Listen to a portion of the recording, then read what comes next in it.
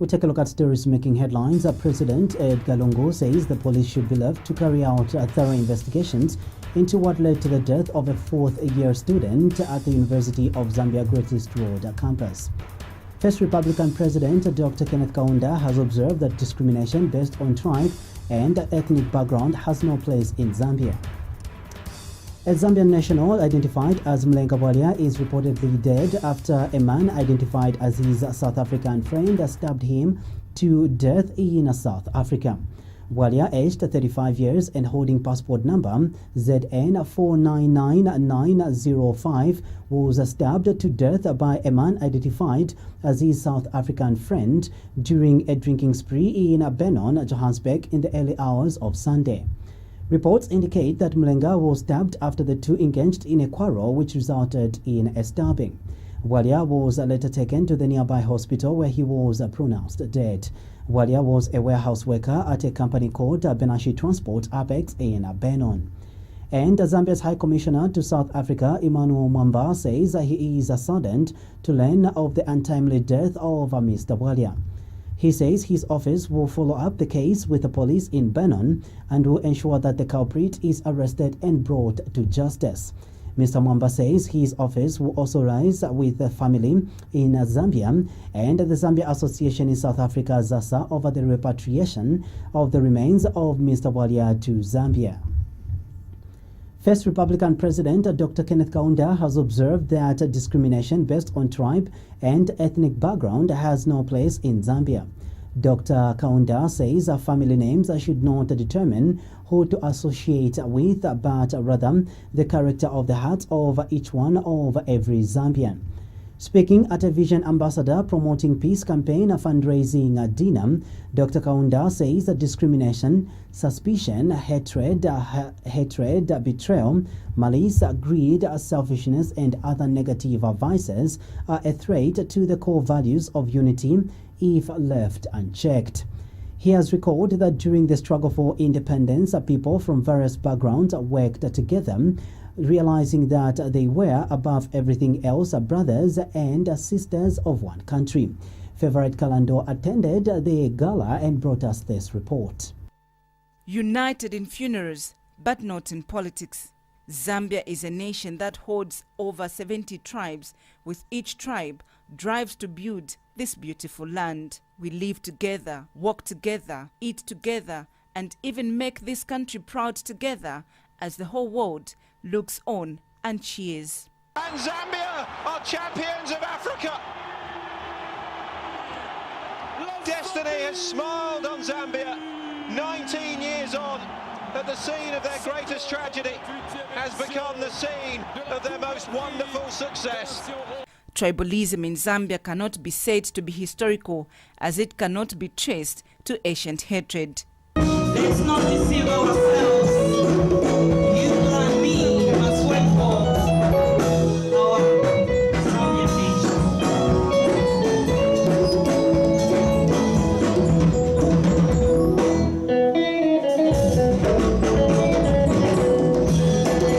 It is a product of modern times, colonialism, urbanization, and the political culture. This has forced Vision ambassadors to embark on a countrywide peace campaign that will see the nation reunited. On Saturday, Vision ambassadors organized a fundraising dinner where the first Republican President, Dr. Kenneth Kaunda, was guest of honor. We hope to work together and fight hard in seeing our nation getting reunited. If we say that everything is as okay as it was in time immemorial, when our forefathers fought so hard for this nation, we would be lying to ourselves. We are saying ourselves beginning to divide into regions, into groupings. Ethnicity is rising, and Vision ambassadors is saying no to that. 1,000 states starts with one. If other people are not going to start this fight, we have decided to be the first ones to start it. Godfrida Smiley is National Guidance and Religious Affairs Minister, who thinks that national unity and peace is critical for the development of the country. A house that is divided cannot stand. And if we do not agree on common goals we have defined for ourselves, we cannot develop. We cannot develop if we cannot resolve our differences peacefully through dialogue. It should be emphasized that it is a responsibility of all Zambians at all levels to promote peace and togetherness. First Republican President Dr. Kenneth Kaunda is of the view that discrimination based on tribe and ethnic background has no place in Zambia. Let me emphasize that point. The One Zambia, One Nation slogan, coined many decades ago, still holds true and continues to unite us together as one. True to your theme of this dinner, I quote, "We are all Zambians before we are anything."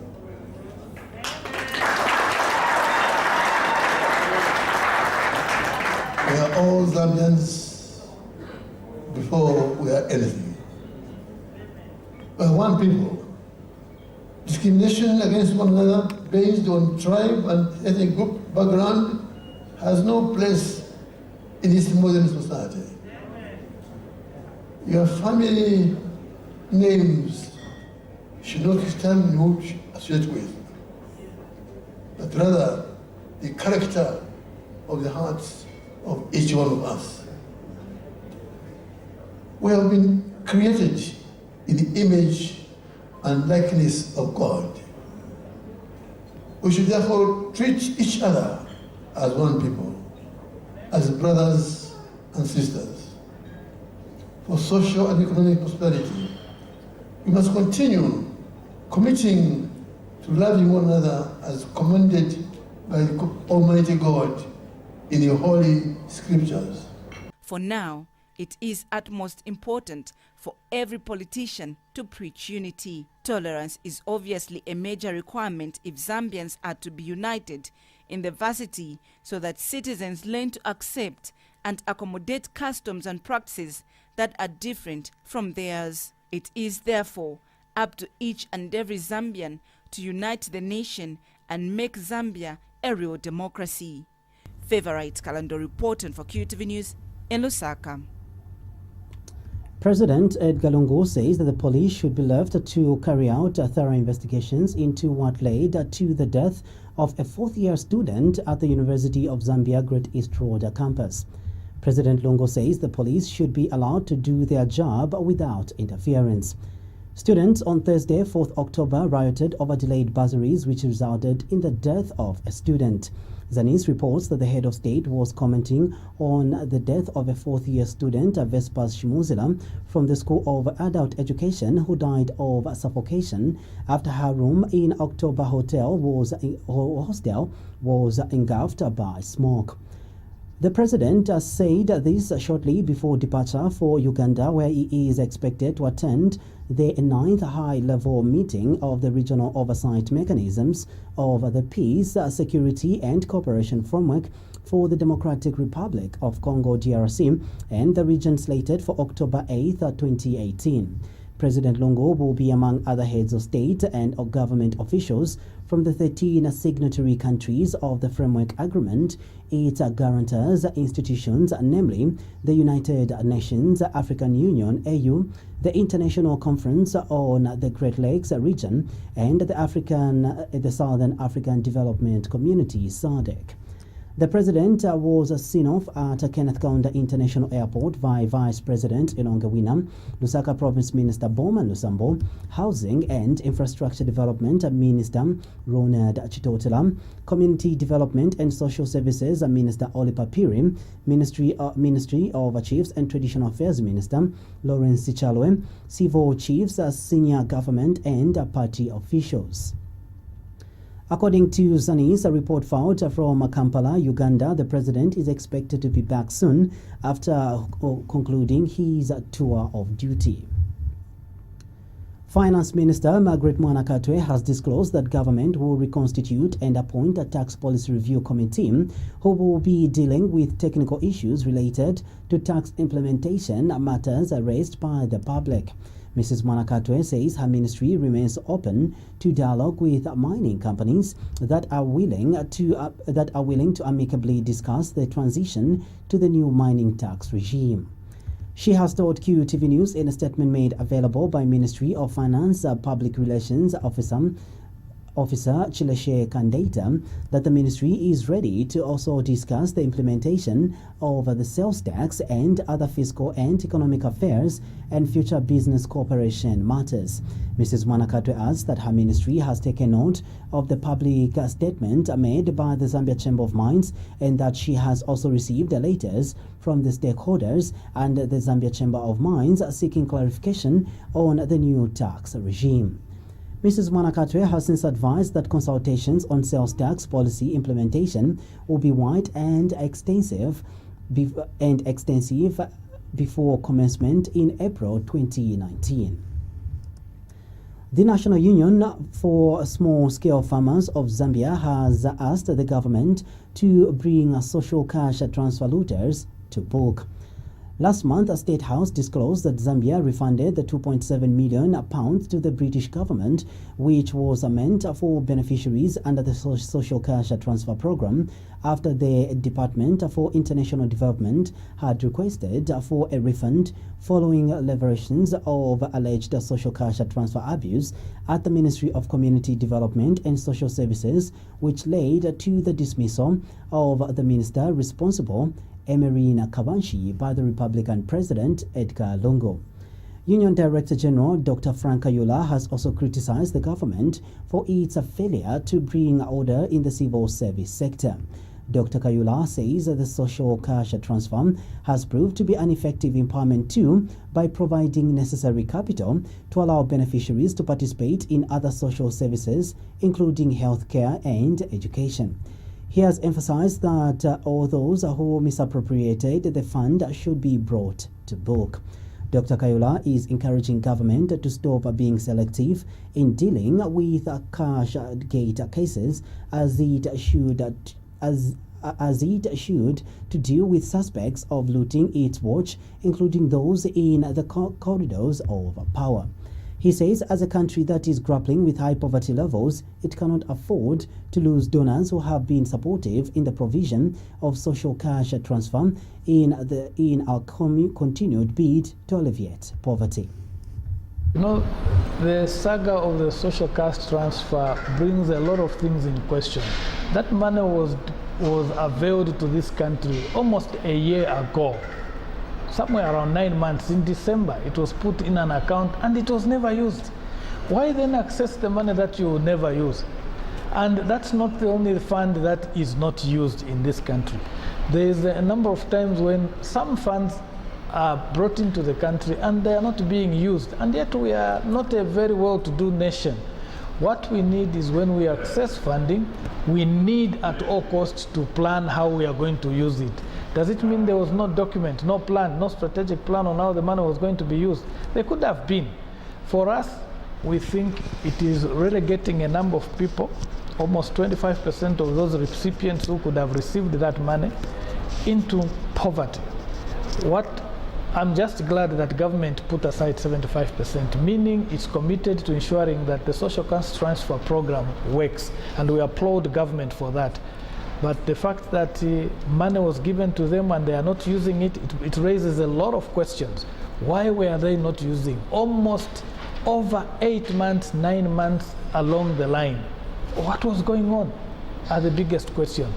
And we know that an irrigation fund was in this country in a similar manner, and it was not used. This is why we are still grappling with irrigation now. This time around, we could have had a situation where the irrigation facilities are doing very well with the small-scale farmers, but it's not the case. The University of Zambia Lecturers and Researchers Union, UNZA-LARU, says that the statement by UNZA management and the police are overly insensitive to the memory of Vespasian Muslim, as both downplay the sacredness of life, as they have been deliberately crafted to demonize students as merely riotous. UNZA-LARU President Dr. Evans Lampi says failure by government and UNZA management to condemn the conduct of the police in mob management and their indiscriminate discharge of tear gas canisters into students' rooms is not only unfortunate. Dr. Lampi says this action is indirectly legitimatizing police brutality and government's indifference to the plight of UNZA students. He has told QTV News in a statement that there is need for the police to rethink the strategies deployed in mob management. Dr. Lampi has also suggested that UNZA management should engage government to take responsibility for the lost life and property, saying this is not the first time tear gas canisters have been fired into rooms and rooms gutted at the university. He feels that it is important that government will henceforth prioritize university education, especially as it relates to the plight of the students. Meanwhile, Council of Churches in Zambia, CCZ General Secretary Emmanuel Chikoya has called on Zambia police officers to be professional at all times in the execution of their duties. Father Chikoya says it is the duty of the police to ensure that there is law and order at the university, adding that lives are also supposed to be protected, not lost. He has, however, attributed to the death of Vespas Shimuzila, a fourth-year student at the University of Zambia Great East Road campus, as the institution not having a union to represent the students. Father Chikoya says that the students could have not staged a peaceful demonstration to air their grievances if they had a union. In a statement issued to Q News by CCZ Communications Officer Michael Mazakaza, Father Chikoya noted that what transpired resulting into the death of Ms. Shimuzila is heartbreaking and must be strongly condemned without reservations. In May last year, Higher Education Minister Kandiluo banned activities of unions at UNZA, stating that they were a recipe for anarchy and chaos at the institution of learning. The Teaching Council of Zambia, TCZ, has threatened to deregister teachers that will be found engaging in examination malpractices during examinations. TCZ Registrar Dr. Ebi Movanga has also warned teachers in a habit of engaging themselves in examination malpractices across the country to desist from cheating or face the full wrath of the law. He says that this development has a negative effect on the quality of certificate held by the students after their studies. Dr. Mwanga adds that as a professional body, it will not allow its teachers to get involved in examination malpractices. He has, however, expressed sadness that some parents encourage their children to participate in examination malpractices by sponsoring them to buy examination papers. Dr. Mwanga has appealed to both parents and teachers to ensure that their children get quality education by avoiding getting involved in examination malpractices. For us, we don't expect any teacher to be involved in any malpractice of any kind, whether examination malpractice, child sexual molestation, drug abuse, theft and all that. I think a teacher who is professionally qualified must never engage in that, because what we expect is that a teacher is supposed to teach, and when a teacher teaches, I think children are prepared for any exam, and the teacher should just help these children write exams and they get the best results. So if teacher gets involved in examination malpractice and negligence, we get concerned, and our concern is a shared one, because government gets concerned, society gets concerned, parents get concerned, and then we as a regulator get concerned, because we shall not get quality teachers if teachers are involved in examination malpractice. Now, how are we going to maybe help address that? First of all, we sensitize teachers to stay away from such, because if they are professionally qualified, they can never get involved in such. Secondly, we have a code of ethics for the teaching profession, which is a document that talks about what are the consequences, what the consequences will be if a teacher gets involved in such. And if a teacher is caught getting engaged in examination malpractice, the police will take it up, because that is a criminal offense on its own. So for us, And the Secondary Schools Teachers Union of Zambia, SESTU's Secretary General Sitibeki Sowamiwa has called on students not to indulge in examination malpractices that would mar their reputation and future. Mr. Omiwa tells QTV News that whoever cheats when caught should be exposed to the rigors of the law. Normally, what we have been seeing, that we have been hearing a lot of cases of, sometimes unconfirmed of course, cases of exam leakages, exam malpractices, year in and year out. And so our appeal, I think, as a stakeholder, is that we would like to encourage our teachers, our learners, our pupils in the community, everyone, including the media, to play a role in sensitizing our people in bringing this vice to an end, because there's no one who really benefits from this type of conduct. So our appeal to the teachers is that they must refrain, because it is not something that is profitable. The learners must ensure that yes, they are prepared and they go into their exams without being tempted to look for leakages. Guardians and parents also have a role to play. They should not assist their children to look for leakages or to indulge themselves in the criminal activities. So it is a very, very crucial period. We would want to have exams that are credible, results that are credible, certificates that are credible, which you can use internationally.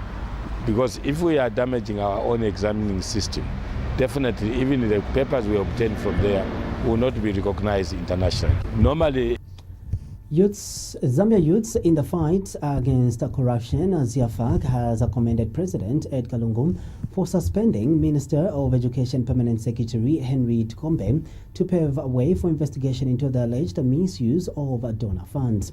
ZIAFAC Executive Director Maurice Malambo says the suspension of Mr. Tukombe was not done out of inductiveness. Mr. Malambo says that the move shows that President Lungu is willing to allow investigative wings to do their investigations without interference. He has, however, asked Zambians, politicians and other stakeholders to take keen interest in the fight against corruption at all levels in society. Mr. Malambo says it is important that all stakeholders to join and actively participate in the crusade to eliminate the cancer which continues to rob the country of the huge amount of resources that could have been used to transform the country for the benefit of all. He has told QTV News in an interview that the damage that corruption is causing the state requires the involvement of every citizen to tackle the social evil. But when you have a president who allows institutions to operate independently in the process of fighting corruption, when he's gone or she's gone, the institutions will remain.